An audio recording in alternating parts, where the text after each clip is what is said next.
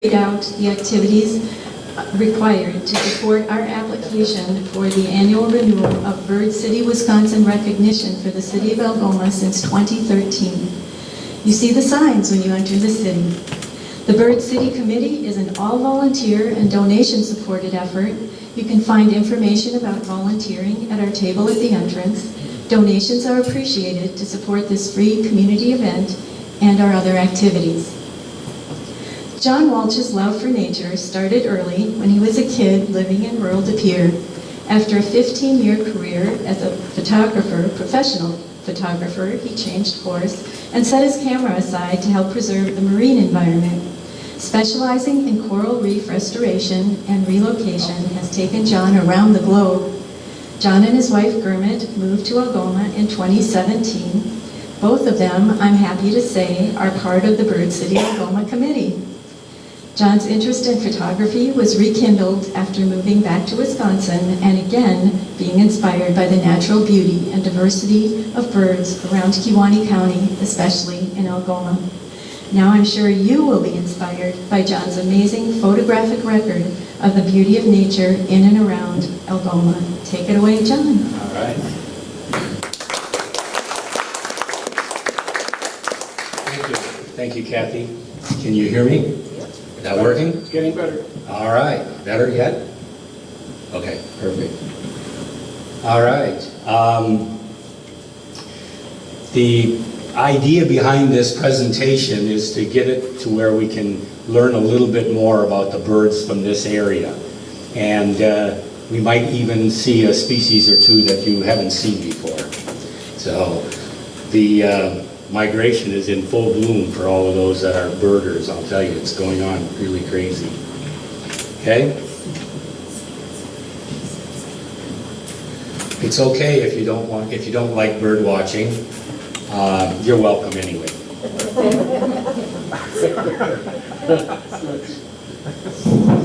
So before we put a face to the name, this is the eBird checklist of the top 16 birds that you'll find in your backyard in the state of Wisconsin. But it's the state of Wisconsin, so our list might look a little bit different, as you'll see in a minute. But before we get into that, I want to say that all of the pictures you're going to see were taken within Kewaunee County. Most of them were taken in Algoma, and all but one. So when you spot the one that was not taken, so you can't sleep, you got to stay awake. When you spot the one that wasn't taken in the state of Wisconsin, raise your hand, okay? And if you have any questions, we might run a little long because I get long-winded. And I'll be out in the booth and happy to answer all your questions out there, and also go over the Merlin bird photo app if you're interested in learning how to do that. Okay? So let's put a face to the name here, and I'll go through these 16 rather quickly because I think we're all familiar with them. The black-capped chickadees appear on 49% of the list. This pair, both male and female, look alike, and this pair was actually nesting along the Lakeshore, and you can see the nesting material in that one. One of my favorite species, by the way. The American crow, this is that neighbor that you find out is always around, and you can hear him. A group of crows is called a murder. Did you know that? And when they're together, it sounds like a murder sometimes. The American robin, not only Wisconsin's state bird, but Michigan's and Connecticut's state bird. And contrary to most people's comments, when you see one in January, it doesn't mean an early spring. They stick around all winter. The American goldfinch, 42% of all. Right now they're in full breeding color. This is the only finch that actually molts twice a year. And right now they're just beautiful. Even the females are almost as bright as the males. Northern cardinal, probably the most recognized bird in the state of Wisconsin for sure. And it's it gets credit for bringing more people into birding than any other bird. These are actually juveniles that grew up in my backyard, and they were ready to take off wherever they go for the winter, but quite a few of them stick around as well. The mourning dove, also called a turtle dove, they year-round. They live here all the time. It's the only one of the few birds that actually sleeps with its head tucked between its shoulders rather than under its wing. Blue jay, males and females all look alike. Very, very striking bird, and they can actually imitate the sound of a hawk if there's one in the area, and they'll warn the other birds. Downy woodpecker, the male has the little red, female does not, but they both have feathers around their nostrils to prevent the wood chips from coming in. White-breasted nuthatch. This is a male. The female, the hood or hat, is a little lighter on the females, but other than that, they're pretty close. Song sparrow. It's all over the United States and Canada, and in the spring of the year, it really lives up to its name. This bird, if you have it around, you'll know it. Constantly singing. Red-bellied woodpecker. The female, the male will have this red go from the nape all the way across. It's not well named because the red belly is actually more of a blush than red, especially with that red head. So I didn't name it, I'm sorry. Okay, house sparrows. These are almost worldwide now, and they date back 11,000 years. European swallow, not the favorite bird by most people, but it's hard not to like a bird that's covered in little hearts.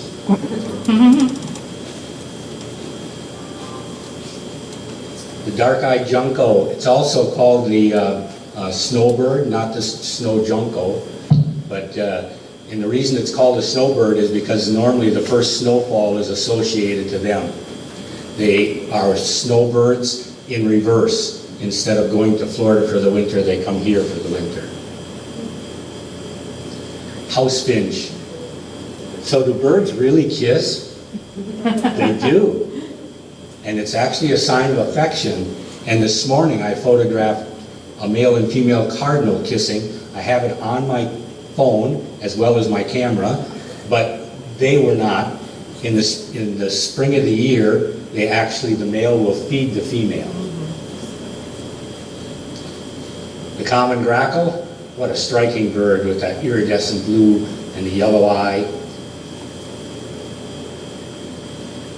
But our list is going to look a little different. Our grackles actually catch fish, just like everybody else that lives on the lakeshore, right? What? Yeah.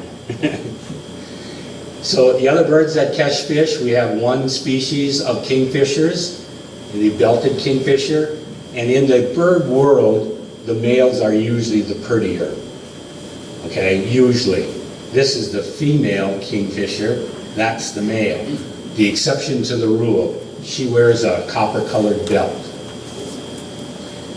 I photographed this one, and it actually has a crayfish, and I think she bit off more than she could chew, because she tried to beat that thing. She would twist and turn, and she looked like a WWF wrestler, slamming it against the limbs. But she finally got it to where it wasn't going to run away on her. 12 different species of those white things that fly around here. Do you believe that? But there's one in every crowd. You see that one? Where is he? Right there. There's a loudmouth in every crowd. All right. So even though there's 12 of them, you can tell them apart. The herring gulls have the red lip, and the ringbill has obviously a ringed bill. The Bonaparte's gull is not nearly as common, and sometimes mistaken as a tern. The juvenile, you can see, is just starting to get that black. Two different species of terns, the black leg and red bill for the Caspian, and the common has red legs, orange bill with a black tip. If you can see that when they're flying by, you're better than I am. So just say, oh, there's a tern. This is probably, oh, let me back that one up. The double-crested cormorant, our own Loch Ness sea monster. Probably the most aggressive fish-eating bird there is. And I can remember back before I moved from Wisconsin to warmer climate, I can remember the DNR saying that they were endangered. And so in the mouth of the Green Bay, just before the Fox River, there's an island, and it was a gull island, a nesting site for seagulls, or gulls rather, and they took old telephone poles and put nesting platforms on top because they wanted to increase the population of cormorants. I think we've got enough now. Yeah. So, yeah, that's a face a mother could love, right? Only. White pelicans, they were never around when I grew up in Wisconsin, but they sure are beautiful. And this, on their nose, is a sign of that they are ready to mate or looking for a mate. It's kind of Tinder for pelicans. It falls off after mating season. The green heron is one of the few birds that actually fish.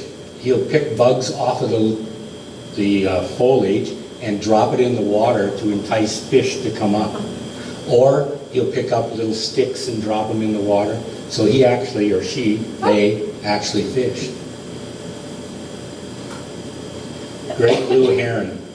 One of the few that actually flies with its neck tucked in. Normally you see them flying with their, not heron, not the great blue heron. Remember a couple of years ago when the lake, we didn't have any shoreline? There was a spot near my house that had just a little bit of shoreline where I could stand to take pictures without getting my feet wet. So I was there in full camouflage, and I was watching down, looking to the north, and I saw this great blue heron coming at me. When you've got a 500 millimeter lens, it looks like it's coming right at you. So I'm looking at it and I'm waiting for it to come, and all of a sudden I realize it's getting way too close. It also knew where the shoreline was, and I was on its spot. It started to land at my feet. It looked up, saw me, backpedaled. I was shocked, it was shocked. We both recovered. I took the picture. I caught these great egrets checking out of their Airbnb at Bremer Park. I mean, not Bremer, Olson Park, sorry. Early one morning. And this bird was almost hunted to extinction for its breeding plumage, for decorating women's hats. And because of good, proper environmental action, they've been protected, and including their habitat, and they're making a really good recovery. So I don't get to see their breeding plumage here. It happens down in Florida, and but it's quite elegant. This is the ultimate fisher. I don't think there's a day go by that I don't see one, and what a comeback this is, huh? Again, a bird I I never saw as a kid, but I knew there was a couple around. With our proximity to the lakeshore, as well as inland lakes and the flowage and things like that, we're able to check off our waterfowl checklist pretty quickly. The spotted sandpiper, if you've ever watched this one walk along the shoreline, it's like walking barefoot on rocks, but it kind of bobs around like it's listening to music while it's walking, so pretty cool. The killdeer, absolutely gorgeous red eyes. There's one nesting right now at Olson Park, so be careful where you walk. These two photographs of the adults were taken right straight across the road here, right after they put in the catch basin. I went down there to take a look, and I could tell by the way they were acting that there was a juvenile or a nest around. They'll do that broken wing bit and things. Well, these weren't quite that active, but I could tell they were a little leery of me being around, and it was in the late afternoon, so I wanted to come back in the morning. The morning light's much better, and I wanted to catch this juvenile with the sunlight behind him. So sure enough, the next morning there it was. 32 species of ducks, geese, and swans. Who saw the swans this year? Anybody? Yeah, I missed them. I was in Australia. Oh, you poor boy. Yeah. Darn. So the mallards are one of the more popular species around here. But red-breasted merganser, whoop, let me back that one up. Heavy. Red-breasted merganser female and the common merganser, I think they use the same hairstylist. Almost the same colors too. The hooded merganser, they can extend this crest way up beautifully when they're going through their mating rituals, and if somebody gets too close to them, it's on my bucket list to get it with the full crest exposed.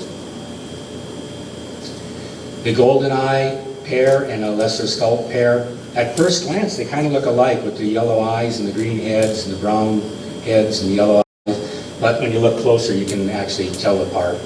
And it's carrying a shell, I think to give to his girlfriend. So blue-winged teal and ring-necked ducks, both of these are taken at sunrise in small inland ponds. Wood ducks, one of the few duck species that actually have claws so that they can land on trees. Wow. And they actually nest inside of hollow old woodpecker nesting sites. So I see both these pairs, I've seen both pairs of these at both Olson Park and Blonning. Probably a good project would be to put some wood duck nesting nest boxes up. So the harlequin duck, how many have seen this? Female. Female, did you notice that?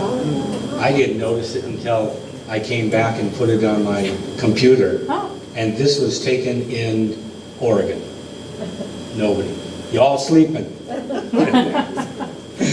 But they are around here. I just haven't been able to photograph them here. We did get it, I got a picture. You did. Really? Very good. This for the summer. Yep. Yeah, see, they are around. That's why you didn't raise your hand. You knew it. But, Is it kelp on the? yeah, that's why you gave it away. It's the kelp. Yeah. All right, pair of Canadian geese. Oh, we have lots of them. Yes. They can extend the season, correct? We have enough. But did you see the sandpiper? Good. I didn't. 30 species of warblers, and right now they're thick. Okay? I saw a magnolia warbler this morning and photographed it as well. The blackpoll and the palm warbler. The blackpoll warbler should win the prize for migration. It flies non-stop for 72 hours. Oh, jeez. Flight to Australia is easy. But what's the palm warbler? If you see a group of palm warblers, do you know what that's called? It's called a reading. Like reading the palm, I guess. American redstart, saw that as well this morning. Chestnut-sided warbler. Again, these are all taken right around here. Yellow warbler, I took this one a couple days ago and saw it again this morning. Blue-winged warbler and yellow-throated warbler. These are the first this year that I've ever seen them in my life. So they're first-timers for me. And also this morning before I came, I saw another warbler, photographed it. If you want to learn the story, I'll be be in the booth and I'll show you how to use that Merlin app, because I actually photographed it and read the app with the photograph. So, it's not on there, but it's called a gold wing warbler. Another first for me. Nashville warbler. Somebody last night asked me what they had, and before I answered, they had to leave, but they had a juvenile Nashville. Black-throat green warbler. This one's probably the most common, is the yellow rump warbler. And I think the reason we see so many warblers in this area is because they're traveling from warm climate and looking for cold, and they hit the lakeshore. Obviously it's a little cooler, and they stop and refuel. These are all the flies, and that's what they're eating. So every time you see and get mad at these flies that we have for the couple of weeks that we're going to have them, just remember that that's why they're here. The lake flies, yeah.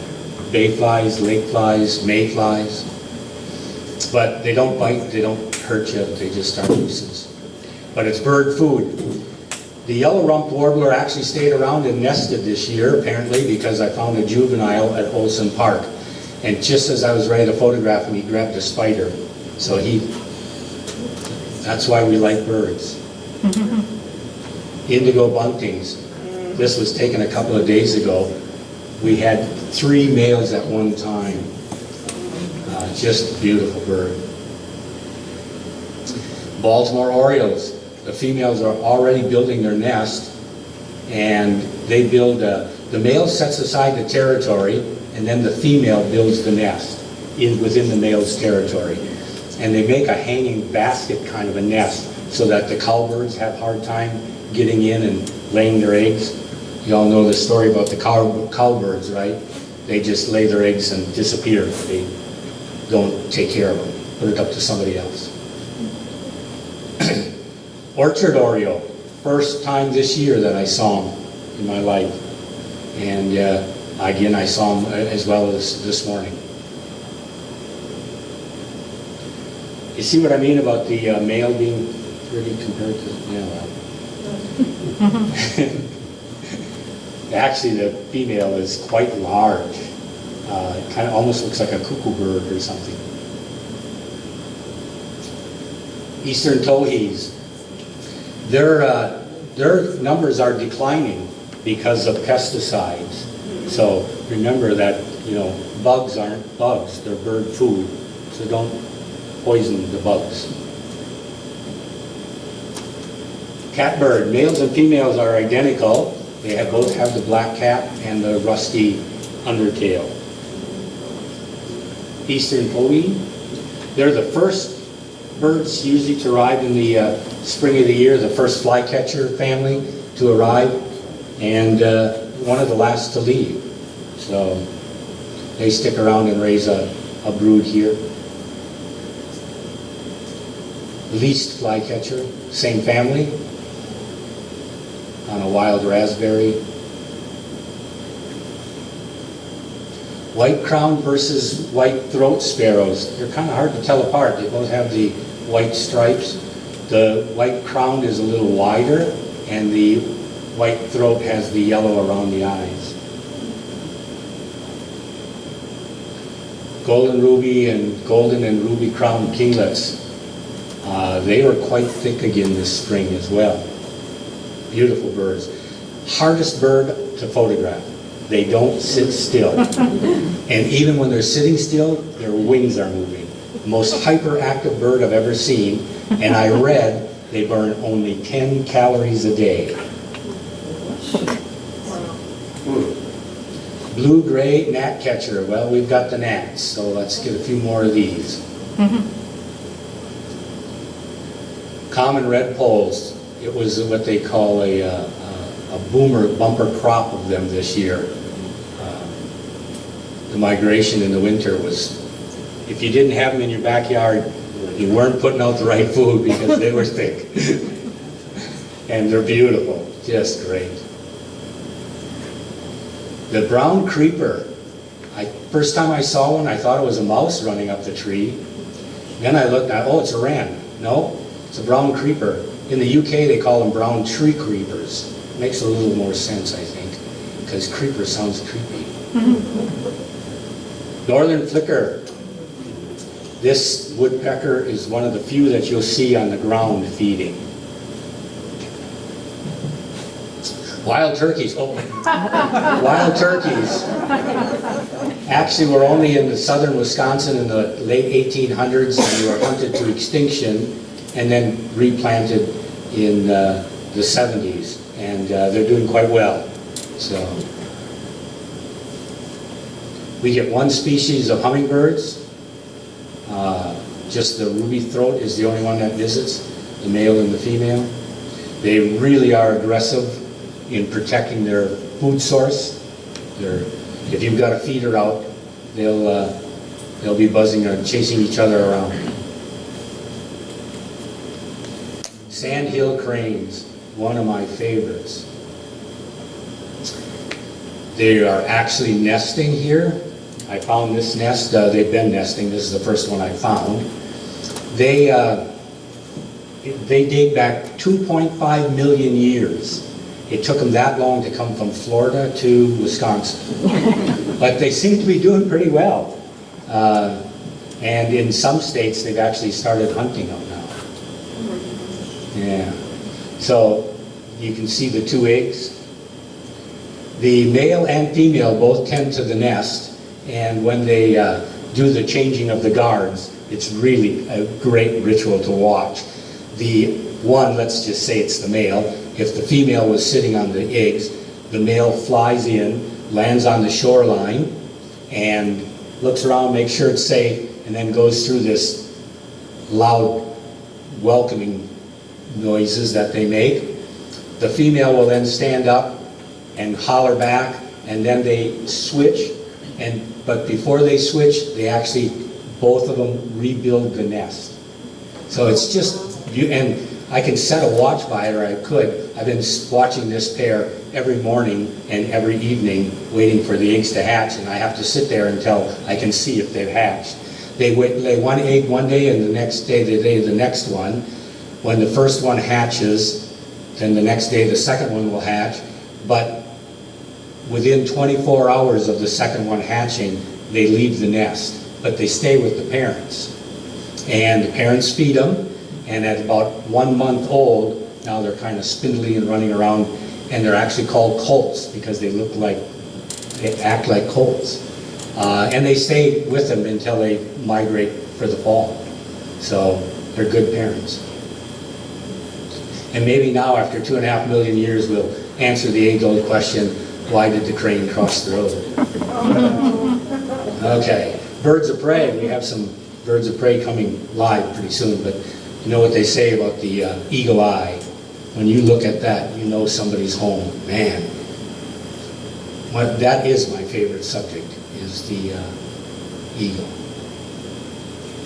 They have that's not a blind eagle. It's called a nictitating membrane. It's a clear eyelid that they can actually see through when they blink. So if you're watching your dinner swim away or run away, and you blink, you don't lose it. How cool is that, huh? Northern harrier or marsh hawk, one of the few species that actually nest on the ground, along with, not the Cooper's hawk. This one came through our backyard trying to pick one off of our feeder, and he missed, or she missed, no, he missed, and stuck around long enough for me to take a picture.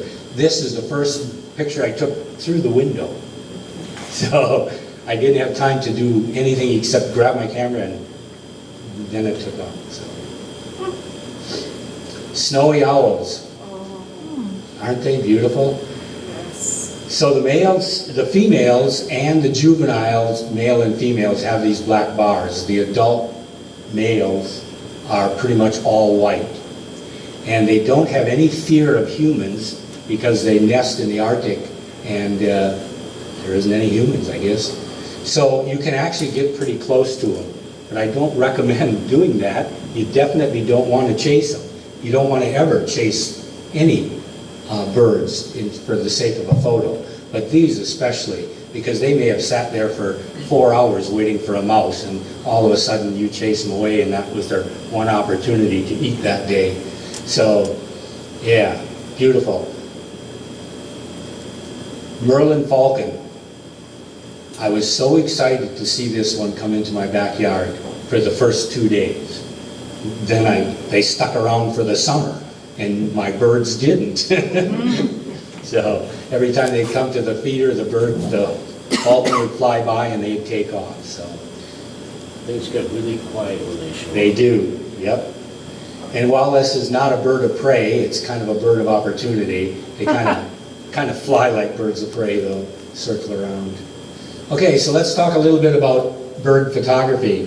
First of all, photography is probably the best tool we have for conservation, because by showing pictures that you take of your birds and to your friends, they get excited about it, and pretty soon, you know, they're taking care of not mowing their lawn in May or doing eliminating pesticides, but it's a good thing to do.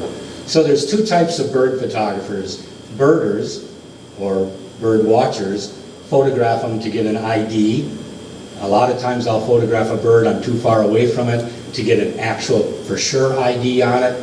So then I can go home and enlarge it on my computer and get the ID, or check my app.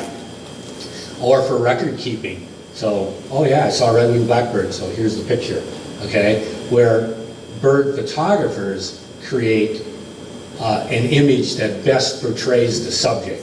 So you sit there for 4 hours and wait for it to do something that looks good. And you pay attention to the backgrounds, and you pay attention to the time of day and the light, and you take more of a portrait as opposed to a record-keeping picture. So in order to take a picture, you first have to find the bird, right? And usually the sound will help you head to the right direction. And you may chase that bird listening to the sound and looking for it for about a half an hour, only to find out it's a robin or a sparrow. So you really should, you know, and good birders or good bird watchers make good photographers, because they know the habitat, they know the characteristics of the bird, and they know where to look for them. So scouting trips, my wife and I went many times looking for the snowy owls. And I never knew there was so many white plastic bags stuck on cornfields and fence posts. Oh, there's one. No, plastic bag. So, beautiful, striking birds. But that's a good way to look for them. Yeah, that's the only way. And when you find them, you know, they usually stick around in that territory. So if you find where they are, and depending on the year, sometimes we get a lot of them and sometimes we get very, very few. So patience becomes a big part of being a good bird photographer. Again, that nictitating membrane right there. So you can sit camouflaged, let the birds act the way they are supposed to act. You're not supposed to run up and grab a picture and scare them away and leave. And if you sit there long enough, your patience pay off, and you watch them catch the fish and eat it. Observation is another point for good photography. This is kind of what I see most people taking pictures out their bathroom or kitchen windows, and you got the bird feeder and the birds, and it tells a nice story. But if you actually watch, that hummingbird will a lot of times hover before it lands. And so if you observe, then even with an iPhone, you can crop out and enhance the pictures, and you get more of a professional looking picture that will work to show your friends and get everybody involved in birding. Time of day is equally important for being a good bird photographer. There's golden hour, happens twice a day, just after sunrise, just before sunrise, through sunrise, and the same at sunset. And you get that nice warm glow. It's golden hour because it puts the golden light, but it's the photographer's favorite time of the day to photograph. If you get there early in the morning, like I like to do before that golden hour, and you're sitting perfectly still, you also get blue hour, which happens just before golden hour or after golden hour at sunset. But you get two totally different looks. The time of year is important. When the honeymoon's over, it's back to sweatpants and sweatshirts. And so you don't want to photograph during the molting season because the beautiful cardinals don't look so pretty. Getting your camera at eye level so that your viewer, you have a connection to the bird by getting down to eye level. The viewers channel in to look at it, plus the bird seems to have a connection with the person. So I was a portrait photographer before and a birder, and then now I pick back up my camera again so that portrait photographer is in me. So I set up a bird studio, and you know, for 2 years we couldn't go anywhere, so I just sat home and photographed birds. Bird studios are really easy to set up. Get a piece of driftwood or a piece of wood, put some green on it, and then put some food down here, and let them come. That's it. And wherever you go, you can put up a bird studio, but it works well. I changed the habit because this has a little wedge. You put red, change the props. The background, wherever you set this up, you end up looking at the background first. So, okay, that's got a nice clear background. Now I can set my bird studio up there, and again, you put the food out here, and they're gonna pose for you. You can use natural props, the sunflower head, and then a branch for them to land on. There's your bait, and you just wait for them to come. The red-breasted nuthatch, this red matches the background, not by accident. And you can do environmental pictures, which you just find a beautiful spot. This is the bend in the river by Olson Park. Take a cold beverage and your camera and just sit and wait for something to happen. Or you can get up early in the morning like I do and wait for the crane to wake up. So as I mentioned, I have two favorite subjects. One is the eagle, and the other one is our iconic lighthouse. So it was minus 20 below. I'm going to get nice fog, so also flesh freezes in 5 minutes, exposed flesh. So I got all set up, waited for the sun to start to come, and if you know photography, you use totally different shutter speeds and everything, so you get that nice fog look, using a real slow shutter speed. Out the corner of my eye, I saw this eagle coming. Off went the gloves, changing the settings, so I could get it as it came by. All right, that's it. I think we have time for questions.